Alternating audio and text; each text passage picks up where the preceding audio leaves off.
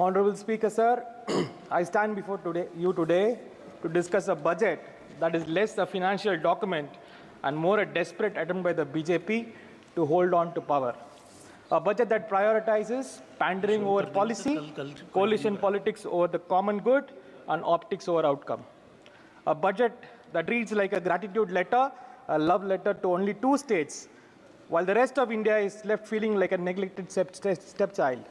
By the way, I want to remind the states that it is not real love. The same promise was given to them in 2015 when there was a special package announced to Bihar. दो राज्य भारत में नहीं है क्या? हाँ है. I'm just reminding them. It was earlier announced 1.25 lakh crore was announced in 25.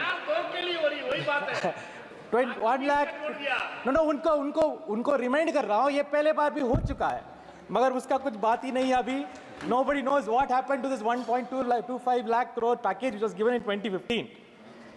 A budget that seems more like a Bollywood blockbuster trailer, big on hype, but when you look closer, it's all special effects with no real story.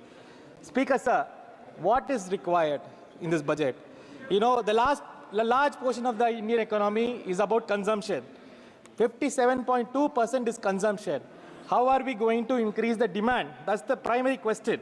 In 2014, in UPA government, 66.6% of the direct tax came from corporates. Today, it is 47. And 53% of the tax is now paid by individuals. If we don't put money into people's hands, how is the demand going to rise? How is it going to improve the economy? That is the primary moot question that has to be discussed. It is a classic case of kahani mein abhi twist. I was been waiting, reading the budget document, what is there? Without any substance, filled with only buzzwords, and sound like they were picked straight from a corporate jargon dictionary. In fact, this time I should be thankful they have not gone for this stand-up India, sit-up India, sleep India, walk India. Thanks to the finance minister for sparing us from that. The BJP is, as usual, more focused on staging a show than addressing the pressing needs of our nation. I'm only going to outline a few jumlas for the sake of time. Let's talk about agriculture, where the budget promises new high-yielding, climate-resilient crop varieties. It is almost as if the government thinks the farmers only need a new superhero crop to save the day. The push for natural farming sounds like an attempt to make organic farming the new masala mix that will fix everything.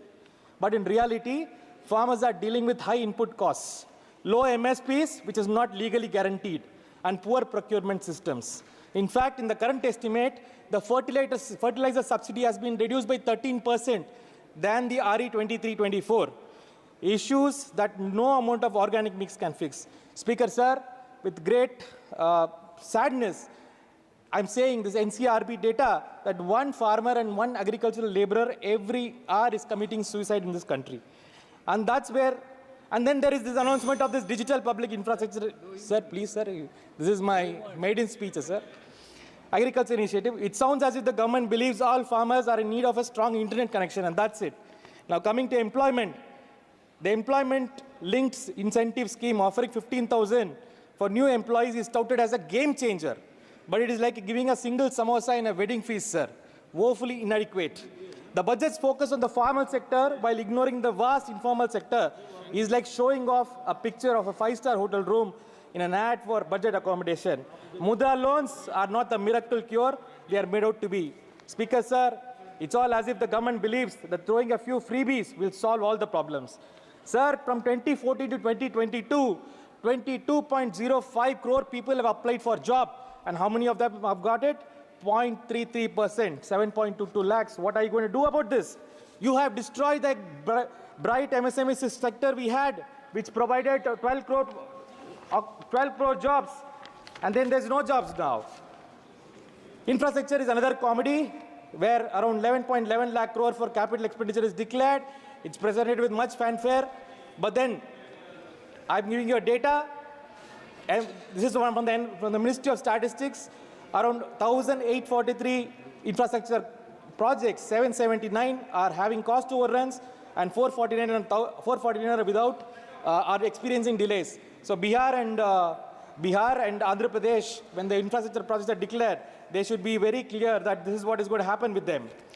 Sir, Coming to Malesh welfare, sir, Babu. welfare is, the government talks about targeted and efficient spending, which is in plain English means cutting budgets for Narega, NSAP and stuff like that. Even in this budget, Narega's budget has been cut down, Samagra Shiksha has been cut down, portion has been cut down, old age pension has been cut down, everything. Finally, I'll conclude by saying this, Honorable sir. Speaker, I want to thank my Janata Dal secular.